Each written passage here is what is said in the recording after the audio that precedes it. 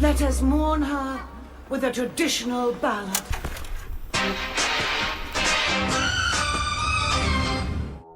Welcome to About Time, a Doctor Who podcast. I'm Stephen, and I've been a Doctor Who fan since 2005. And I'm Ben, and I've never seen the show before. For years now, I've been trying to convince Ben to give it a go. And my answer has always been no. But now, finally, he's agreed not only to watch it with me, but to do a podcast about it as well. And quite frankly, it's about time.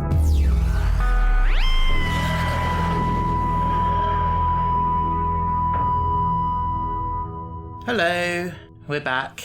We're back again Yeah. for episode 2. The End of the World, also written by Russell T Davies. Now, I'd like to know what your first thoughts were on this one. And I have a feeling, judging by your face, what it's going to be. It was okay. It was okay. Okay, well, at least you're not saying, well, it was shit. I going from last episode to this episode, still have some of my bugbears. Such as? Some of the creatures looked awful. Yeah, of course they did. JABE, JABE, the tree. JABE, loved her. Yeah? Sad that she died. Yeah, she was good.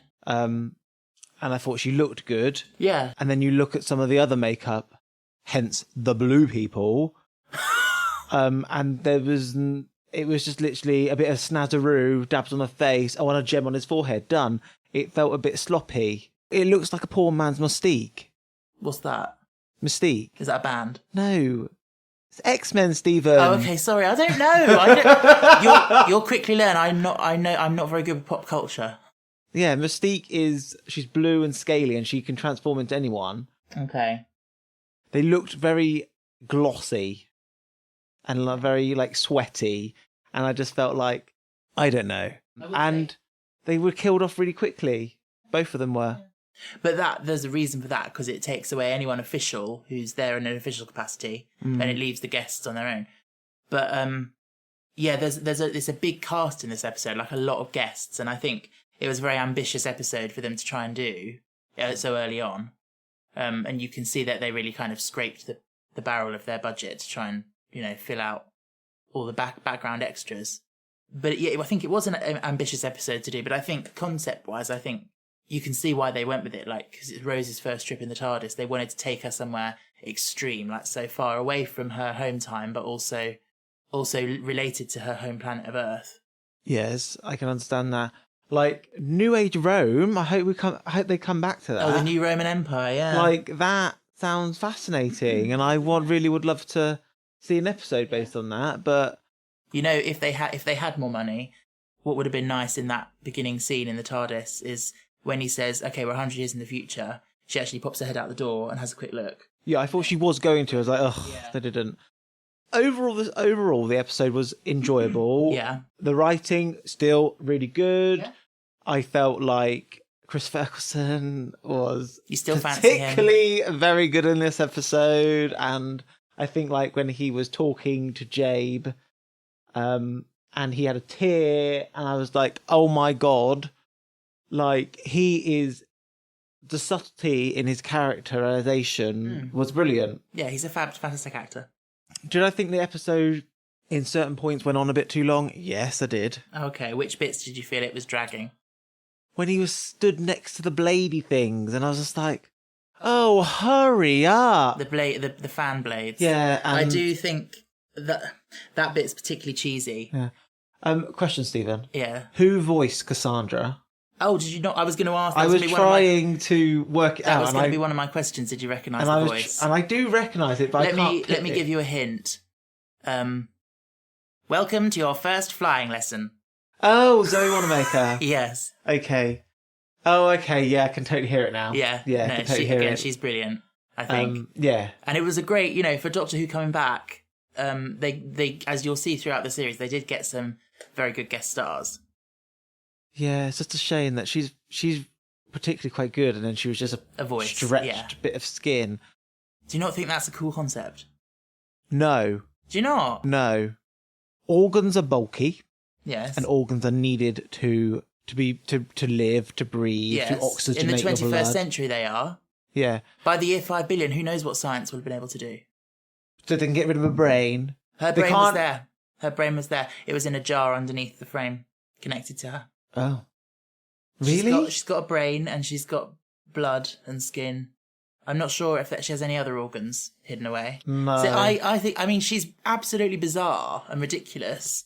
Yeah. But I think I enjoy her. I think she's camp fun and she's hilarious. What I don't understand is how she died. Like, literally, if she's drying out, she wouldn't explode. Well, she's stretched very tight across the frame. And then they would ping, would they not? I think that she is clamped in so tightly that she, rather than pinging off, it just broke her apart in the middle. Oh, I see. Oh, okay, I see. Okay, I can understand that now. Yeah. Okay, that makes sense. And that's one of my favourite scenes, actually, because the Doctor is so ruthless in that moment. She's dying and she's asking for help, and even Rose says, "Go on, help her," but he says, "No, she's had her time." Yeah. Because it kind of ties into the theme of the episode, and that everything does have its time and everything goes. Because Cassandra is the sort of person that has, I don't know how old she is, but she does make a comment at one point about, "I don't look a day over 2000." Like, I think she's like clung on to life and refuses to let go. Yeah. And but she has to go. Everyone has to go. Yeah. The Earth has to go. The Doctor's planet had to go. Yeah. I totally agree. Yeah. And I think like he was fond of JABE, and that made him ruthless when she had to die to save the people she put in danger. You asked me a couple of questions during the episode that I wrote down. I said I'm not going to answer them, but we'll talk about it when we're recording. Mm-hmm. First thing you asked me in the scene in the TARDIS at the beginning when they were travelling. Yes. You said, "How come it doesn't need seatbelts?" Yes. So the way they animate it, Yeah. it moves very like all over the place, twirly upside down. Yeah. Is it like a gyro ball? What do you mean Where by it that? always rights itself inside? Yeah, basically, so you know how the TARDIS is bigger on the inside than it is on the outside? Mm-hmm. In a way, the inside is kind of a separate dimension to the outside. So I think the inside has its own internal gravity. Oh, okay. But yeah, you say why does it not have seatbelts? But Because the way it animated, you mean when you see the police box like tumbling through time? Yeah, I don't know. that's the time vortex, by the way. All that red and blue stuff, that's called the time vortex. Oh, okay. That's how they travel through Okay. time. The Doctor is not always the greatest at flying the TARDIS, and it has been said that because the console in the middle has 6 sides, it may have been designed to be flown by 6 pilots, 6 people, that you need 6 people to do it properly. Yeah. And he's trying to do it on his own, Yeah. which is why it's a bit bumpy and he doesn't always get it exactly right. Okay. Do they improve the inside of the TARDIS as the show goes along? Because it looks very sketchy right now. What looks wrong with it, in your opinion? Looks a bit like homemade. That's the vibe they were going for in this first iteration. Okay. They were obviously the Doctor mentioned at the end the war, the time war. Yeah. The vibe I think they were going for is there's been a war. The Doctor's almost had to rebuild his TARDIS from scraps that he's found. Oh yeah, the other thing I just wrote down for that scene in the TARDIS is he reminds me of your brother. So Ben's brother got a new car recently, and he took us out for a ride in it to see what it was like. Yeah. And I sat in the back, and oh my god, let's just say boy racer. Ben's sitting in the front, and he says to his brother, "So is it a nice smooth drive?" And I just piped up from the back and said, "Not when he drives it." And I kind of feel that's what the Doctor was like when he was like, he's taking this girl that he kind of likes on their first date, as it were. And he's kind of like showing off, like, "Oh, look at me, I can go really fast and I can take you to the end of planet Earth and stuff like that." I got that vibe from it. I don't like the fact that people think that the Doctor and Rose are romantically involved. Why? I don't know. Is it because of the age gap? No, I just feel like the Doctor, I don't know, comes across not interested. Anyhow, I've got questions about the Doctor. Go on then. Are every Time Lord humanoid? Or is he wearing a glimmer? No, that's how they look. So they are humanoid? Yeah. Okay. I know you said yesterday they've got 2 hearts, because you mentioned, because we have a friend that came round. Yeah, fellow Doctor Who fan. We don't watch Doctor Who. We watch RuPaul's Drag Race, but and you said to him, "Oh, you got two hearts," and then they were like, "Oh, that's a Doctor Who reference." He's a Doctor Who fan. Hi, Michael. But yeah, so I know that he has two hearts now. Okay, so Time Lords have two hearts. Two penises. Oh my God, I can't believe you just said that, because a line to that effect actually comes up in the Christmas special. Any more questions about Time Lords or the Doctor? So he doesn't know that there's another Time Lord still alive. What makes you think there's another Time Lord alive? Because you told me. What, ages the Master? ago. Yeah. Yeah, only because you just know from having been alive in the world and like been my boyfriend, because I'm a Doctor Who fan, you just know that there are episodes coming up in the future with the Master. Yeah. I've just picked up which is things. a bit, it's unfortunate, but that just is what it is. As far as you need to know at the moment, he is the last of the Time Lords. Yeah. That is all you need to know. Yeah, like I've never watched Doctor Who, but like I still live in England. Exactly, you pick up things. Yeah, so I still live in England. It was massive when we were at school, so everyone was talking about it. So like little nuggets, but I've never actually watched it. I don't know if I'm going to get through this season, but You are. I watched the second episode and I was like, what am I watching? Listen, the first two, for both of them, you've said it was okay, which, to be honest, is better than I thought it might be. Okay. I do feel like as the season goes along, there are some far superior episodes coming up. Okay. So I'm looking forward to getting into those. Yeah. But you said you liked Jabe. You thought her tree look was good. Yes, I did. And you Bit you like rubbery on the chest, but Yeah. like a bit like I could see the latexy. I could feel like the latex was well done, but not as polished as other things I've seen in other media. for 2005 with a budget of 50p. It's pretty good. Yeah. I do feel like Jabe's makeup, because she had lines. Yeah, the other two trees didn't look as good. Well, they looked all right because they're far away. Well, exactly. Yeah, they didn't. Yeah. Like, I do hope like we get to see some of these creatures that were in here, because like the Jarhead, Face of Bo. I was like, what is that? I love the Face of Bo. Spoiler warning: you will see him again. Okay. I love the Face of Bo. I've got a picture with me at the Doctor Who experience that used to be in Cardiff. Okay. I've got a picture of me with the Face of Bo. And then there was Cassandra who died. Yeah, So we don't I've made see, a little list here. We don't see her the Mox again. of Balhoun. That was the little blue guy on the chair. He died. Yeah. He died. But what did you think of him? Was what it was. Reminded me of Balthazar out of Buffy. Really? But blue. Balthazar was big. I'm gonna die. But Balthazar was big. Yeah, but like he's just a blue version, little baby blue version. Okay, if you say so. I think Like a Smurf. Yeah, I like the way when the different guests come in, they all have a gift they give, and like he just spat at Rose's face. I bring you the gift of bodily salivas. I will just ask you a question, and 99% sure you will not know what I'm talking about, but just in case you do, and listeners will know what I'm talking about. There was a brief beginning of a scene. The camera panned past the Face of Bo and the Mox of Balhoun having a little chit chat. Mm-hmm. Did you hear what they were saying? No. Okay. Well, for listeners, you know what that's about. Ruffalo, the blue plumber girl. Mm-hmm. Yeah. I thought she was sweet. Yeah. Apparently, But- I think I read somewhere that scene was added in because the episode was running short. I quite like it. But also, what I instantly thought when I heard her name, Those Raffaello's. coconut Yeah, things. Yeah, I was going to say that. Ferrero. Yeah, Ferrero Rocher, yeah. And I was just like, the coconut version, I was like, Your mum loves those, doesn't she? well, first Ferrero Rocher. Oh, okay. Oh, yeah, there's another question you asked me, and then it got answered in the show a little bit later. You said to me, is the Doctor a polyglot? Because you were wondering... How can he read all these languages, speak Yeah, these languages? But how can the aliens speak to each other? Oh, if the Doctor wasn't there, how could they speak? I don't know. I'm assuming maybe there's a Communal language. lingua franca, whatever the word is, yeah. Okay. Basically the point of that TARDIS translation circuit is just so you don't have to question that and don't keep saying, how can they understand the Doctor and blah, blah, blah. Yeah, that makes sense. Yeah. It's a bit like a book series I watch. The book series you watch? I read. Got a question. Yeah. Who was the war with? Who was the war with? Was it with the Daleks?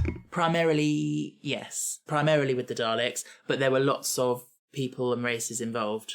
Oh, okay. So it's an intergalactic war like Star Wars or something. Yeah, it's the hugest war you could imagine. Devastation.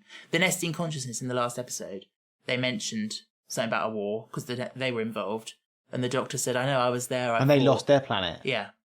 Oh, okay. So it's quite huge. So a lot of creatures have been... When do we see the cat nuns? That's not till series 2. Oh. You're wondering whether we're ever going to get to series 2. Yeah. We are, I promise you. Oh, and what pissed me off the most is this fucking weird screwdriver thing. The Sonic... Okay, yes, go on. It acts a bit like magic. A magic wand, yes. And I'm like, can you go take that back to Harry? What is it? What is it like? What he went to Ollivander's and was like, your wand is like 8 inches of steel and it's got a core of electric. Now? 8 inches of steel. Anyway, in the classic series, I think it was first introduced with Patrick Troughton, Second Doctor. Okay. And literally, it was introduced, and it was what it says on the tin. It was a screwdriver. It used sound waves to unscrew a screw or to screw a screw in. And then since then, it is a bit of a magic wand. It's kind of do whatever you need it to do. Yes. For the story. I didn't like that. I felt like enough. it was a bit too magic-y in Yeah. a science fiction piece. I can understand that. But I think that and, do you remember the psychic paper? Yes, didn't like that. Both of those things I feel like are introduced to, you know what we were saying last week about how the classic series, they were much longer stories, spread over weeks, and now they condense it into 45 minutes. So the sonic screwdriver being able to do what you need it to do, and the psychic paper cuts any questions about who you are. It kind of just saves time. Streamlines the story. Lets you get on with the story. Yeah. But yeah, sonic screwdrivers were a toy that was sold. I used to have one. Of course you did. And it had like a pen in it with UV ink. And then you could shine the light on it and you could read what it said. I know. If you didn't hear that, I just rolled my eyes at Stephen. Yeah, I think you could. I think the whole world heard you roll your eyes. Back when you were getting like Doctor Who toys, weren't you like 13? 12, yeah, no, well, all right, too old probably. I was a nerd. I still am. What did you think of the return of your favourite character in the world? Oh, Jackie Tyler. Oh, God. Was it needed? Yes. No, it wasn't. Yes, it was. In all seriousness, yes, because it ties it back to... It gives it context, doesn't it? She's all right. Don't you think... You can take her in small doses. The contrast between Rose being, at the end of the world in space, and then her mum's just mundanely like doing the laundry and got the TV on in the background. Explain love to that. me how he got it to do that. I can't explain that. Exactly. Yeah. It is just magic again. It's sci-fi. Yes, but thing is though, how can you send a wave? Like, how can you send a radio, a microwave or radio signal, whatever it is, through time? Back in time. I don't know. Or does it go through the TARDIS, then goes through the TARDIS's core, and then that goes through time, and then it links into the thing? There you go. You've just solved it. No, that's... No, to me, that just thinks like, oh, I'm just going to add this little black device in here so that you can call your mum. Like, I don't know. It feels a bit... doesn't sit well with me because, like, science fiction, for me, sits within... It's a fantasy story that sits within the real world, which uses the real world laws. So you want more logic from it?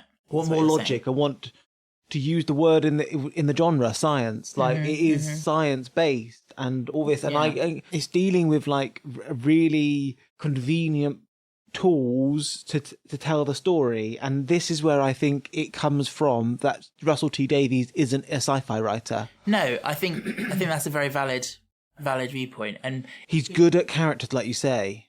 You may well be more of a fan of the Stephen Moffat era because I think it goes more in that direction. It goes more sci-fi with him and less kind of heart and character, in my opinion. Yeah, maybe I will like that because I like my science fiction to have science. Look at Star trek. I don't know anything about Star Trek. Like Star Trek may use convenient plot points as well, but they don't have magic screwdrivers. They don't have devices that do magical things. Like they have stun rays and all that. Yeah. No, it's fair enough. I totally get that viewpoint. For me personally, I'm not as interested in that stuff. It's cool. Let it be what it'll be. I'm more interested in the human stories and the relationships and like what it means to go to the year 5 billion and see your home planet destroyed and all that stuff. Yeah. I will just say one thing. You say things like the sonic screwdriver and the phone that calls back in time. You say it's magic, or it seems like magic. Yeah. It reminds me of a quote. I'm going to have to look up who said it. But the quote is something like, any sufficiently advanced technology would appear like magic or be indistinguishable from magic. So say, for example, you took a smartphone back to the Victorians, they would think this is magic. How is that possible? Take it back to the Tudors, it would be magic to them. So the Doctor's from the far future. So his things he can do with technology, we can't understand. And we say it seems like magic to us. Yes. But thing is, though, I think he should be able to explain, like, didn't Rose, like, ask or how that's done? Like, an inquisitive human mind would say, oh, how did you do that? Yeah. And he should be able to explain No, it. that's a fair criticism. For me, I think it's because they want to get on with the story. They don't want to... And also, I will say future companions, maybe not Rose, but maybe other companions, they will, because we're revisiting, like, they're coming to things for the first time, they will be asking different questions about how does this work? How does that work? So you will learn more things as Yeah, you I go can on. understand that. But yeah, no, it's all a valid point, I think. What else did I note down? Yeah, the scene with the fans where he runs across the thing is the cheesiest moment for me. And it reminds me of, like, Crash Bandicoot. Like, where you've got to time it and, like, get through the... Yeah, like a platformer, that's literally how I felt about It's it. a I video literally game, felt like it was a platformer game, and it's Yeah. like a final boss level and all this, and you're... It makes no sense why the system restore switch would be at the other end of a Exactly. path with big fans. Exactly. Like, it would be somewhere where it's easy accessible in case of danger. Like, so rather it being at the end of this whirly-twirly thing, it could be, oh my God, so it goes to the bridge or the desk where the main hub, the main body of the ship. And then, like, you're like, oh, we can't do this button because it needs passcode. Where's the passcode? Oh my God, where's his room? It's in his room. Blah, blah, blah. Oh my God, he's been burnt to death. What do we do then? No, I get that. And, like, the Doctor's got to, like, override something. And, like, they've got to work together, not just face... It's more an intellectual puzzle. Yeah, I get that. I don't know. Yeah. There's, like, many different ways you can tell a story. Yeah, and I'm there not are. saying Yeah. this is wrong. I'm just saying, like, it could be better. And also, we aren't aware what process it went through. Like, there could have been all sorts of different versions, and this was the one that was chosen for whatever reason. Yeah. If I compare it to Years and Years, or I compare it to Cucumber, it doesn't stand a chance. Those are superior. Yeah. A They hell are. of a lot superior. Even Bob and Rose is superior, and I was not a huge fan of that one. Oh, really? Like, you remember why we were slogging through it? Oh, I know. I love it. Yeah, you love it, and I was like, we got to, like, episode, like, 3. Stephen, stop looking at my feet. Because you keep knocking the microphone stand. It doesn't matter. Anyway. So, I thought costuming, Right. like, for all the aliens Yes. was a little bit weird. I don't know. Like, Jabe's was amazing. I loved how she looked. She did Vine Whip Is that a Pokemon? move, yeah. Like, it just suddenly hit me, like, she just did Vine Whip. Okay. Like, just... The Doctor says, nice Liana. I'm not really sure what Liana are. Let me Google that. But, yeah, I liked her costume. Does Rose get a costume change? Oh, she does, yeah. She doesn't just wear that hoodie for the whole season. Although, get to series 3 and Martha, she has a jacket they gave her, and she basically wears that in every episode. Yeah, a liana is a long-stemmed woody vine that is rooted in the soil at ground level. Oh, okay. So yeah. So she was a sentient tree, basically, that could move and walk. Yeah. Did she walk with roots, or did she walk with legs? She had legs. I think you could see the legs, couldn't you? No, she wore a dress to the floor. Yeah, but the men had legs, didn't they? So you assume she would as well. Were they rooty legs, or were they legs? I don't know. I'll ask one if I ever see one. I'd be interested. I wonder. Sorry. I was just going to say. I wonder where the sentient trees came from, because she said she was descended from the tropical rainforest. Yeah. So how did they first come about? Like, I don't know. It's not as simple as like a human has sex with a tree and then there you go. But did you like them as a concept? Oh yeah, I like them as a concept. I hope we revisit them. The trees. See her grandfather. She's had a snipping of his grandfather. Yeah. Spoiler alert. We don't. Also, could he not have like? Could it not have been like a phoenix where she was like she left a seed, and then she could regrow? Yeah. Well, that is a bit like Groot. I don't know. That's Guardians of the Galaxy. Yeah, Guardians of the Galaxy, and Groot grows. Okay. Yeah, I haven't seen it. What did you think about like with the sun filters when it would go down and go up? Yeah. Like a lot of people say that's quite cheesy. It is quite cheesy. Rose would be dead regardless. The heat of the sun would heat that room instantly and she would boil to death. Yeah, well. The room would become an oven and she would die. It's not as simple as just being a laser. True. And also someone said, like, why is there a button on the steward's desk that just removes the sun filter? Why would you have that? Yes. That makes no sense. Yeah. Like what if he just knocks it with his elbow accidentally? Yeah, like simple. It's like simple. Like it's convenient storytelling, and that is a lot of that episode. I felt like it's very convenient. The thing is, one thing you do have to remember, like Doctor Who, I would say is primarily aimed at children. It's like a family show. It's something that children have got to be able to follow. Yes. So there is that element to it. Like it is. If something seems oversimplified, that could be. Children watch Star Wars and can follow that. Okay. Children watch much more complicated shows. No, that's true. I'm not saying children are stupid. I'm just saying... I don't know what I'm saying. Another question you asked me was, why was teleportation forbidden on Platform 1? Convenient storytelling. Well, it was to control the story. Yeah, but can we not think of a reason? Is there not a reason why it would be forbidden? No. Because in an emergency, you would want them to get off as quick as possible. Like, so why would they, in a health and safety situation, why in the world would you stop the one thing that would save everyone's life? Well, think about if someone teleports in, they can't go through security checks.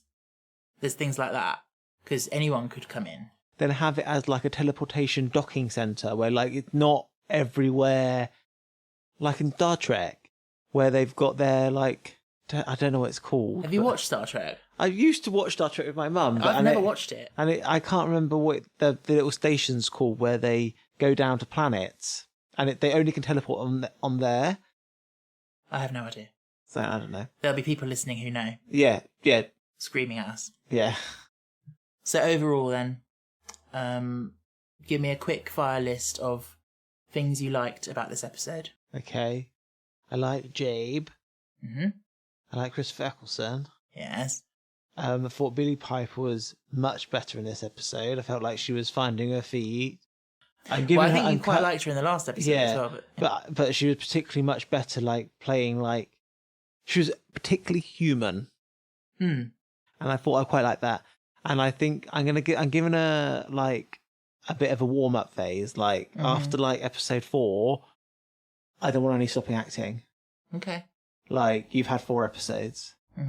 Let's get your shit together. Well, you are hypercritical. We know this. Yeah, I am extremely hard to please. But I have high standards, and I hold myself to those standards as well. Yeah, and you can't even meet your own standards. So. I know. Yeah, and neither can I. So, all right then. And the things you didn't like. Okay. As you mentioned it, the sun filter things, didn't like that idea because I didn't think it. The convenient plot points, the convenient plot-driven, so things that drove the plot forward were convenience. Hashtag a screwdriver that is a magic wand. He can do more magic with that wand than Neville can do with his wand. Oh, poor Neville. Yeah. Anywho, this is not Harry Potter podcast. No. Fun fact, we were at one point going to do a Harry Potter podcast called Hufflepuffs. Because I used to think I was in Hufflepuff, although it turns out I'm in Ravenclaw. And Ben's in Hufflepuff. I am in Hufflepuff. But we decided not to because J.K. Rowling's a horrible person. Okay, Maybe she not. is, but anyway. Costumes I thought were mediocre. I felt like they weren't the greatest they could have done. They weren't the worst they could have done. I thought Okay. like they sat in the middle. In the middle, okay. Anything else you absolutely did not like? Cassandra's henchmen Mm-hmm. just falling into nothing. Where did the robots inside go? Oh, the adherents of the repeated mean, the black cloaked people. Yeah. They. What do you mean? No, they didn't fall to nothing. I think they just fell down. You'd have thought they fell to pieces. Maybe they do. I don't know. It's under the cloak. I don't know.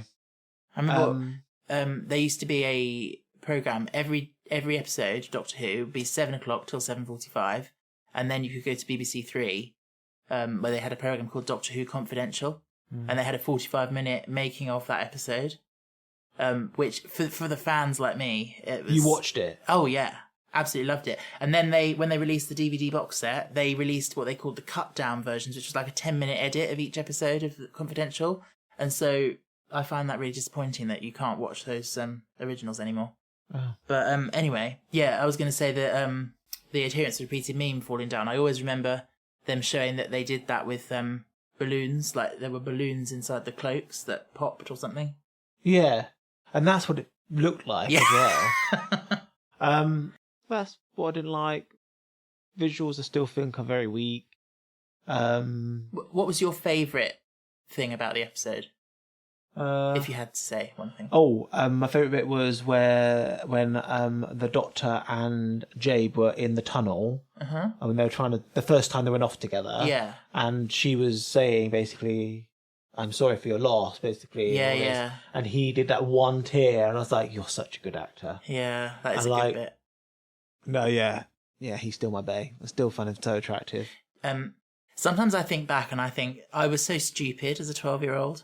Because, okay, so two things about JABE. When I first watched it, when she said they were talking about the war and his loss and everything, and she said, I just want to say how sorry I am, and put her hand on his arm. Mm-hmm. I thought, oh, it's her fault then. She's sorry because it was her race that killed his race or whatever. So I was an idiot. And also, when she does the vine whip, yeah. And then he says, nice, Liana. I must have completely missed that her name was JABE, and I thought her name was Liana. He was saying, nice, Liana. I don't know what my brain was doing when I was 12, but yeah. My favourite bit, I think, is the moment where at the end, after the Earth's exploded, and Rose goes to the window and she's so sad that no one was there to see it go, come to pay their respects for all that history, and no one saw it go. And then the Doctor takes her back to just like modern day, busy Earth. I find that bit really cool and really emotional. And then he tells her obviously that he's the last of the Time Lords. Did you know that, by the way? Did you know he was the last? No. Okay. I thought he was like there was a couple of them had escaped. Like. But did you know about the war? You didn't know about the Time War, did No. you? No. Is Riversong a Time Lord? Spoilers. Why can't he just go back in time and save one of his race? Well, hold on to that thought. Okay. Hold on to that thought. He'd go back and save a lot of people. Yeah, time travel. Go back and save his family. Time travel doesn't work like that. Because you have to be very careful about paradoxes. Okay. But yeah, the Time War and his planet being destroyed, I'm purposefully not naming his planet because it hasn't been named in the show yet. Yeah. That was an invention of Russell T Davies for the new show. So in the classic series, the planet was still there and the Time Lords were still there. And they used to pop up every now and again. The Doctor would sometimes go back there. And he was never one of them. They were sort of crusty, like bureaucratic. They had big, like, massive headdresses on and were very sort of pompous. And he was like the rogue one. And he ran away. Okay. But anyway, yeah, I think it was very clever of Russell to sort of divorce him from all of that and make him the last of his time, last of his kind. But yeah. So, score out of 5 for the episode? 2. I think you gave it a 2 last week as well, so you think it's about the same level of quality? 2.1. Oh, it's slightly better than last week. Probably 2.1, 2.2. So it's a 2, but you're just saying it's slightly better than last week, basically. Yeah. Okay. Last time I gave it a 2.5. I said nearly a 3. I said it was bang in the middle. End of the World. I have a soft spot for it. It used to be one of my favourites because I just enjoy the fun of it, and like Cassandra, I find her really entertaining. I do enjoy it. I think I give this one a 3. Okay. For me personally. But there's a lot better to come. So now you've seen 2 episodes. Yes. Where do you expect the show to go, and what do you expect to see from the rest of the series? Or hope to see? I think we need to see a lot more world building.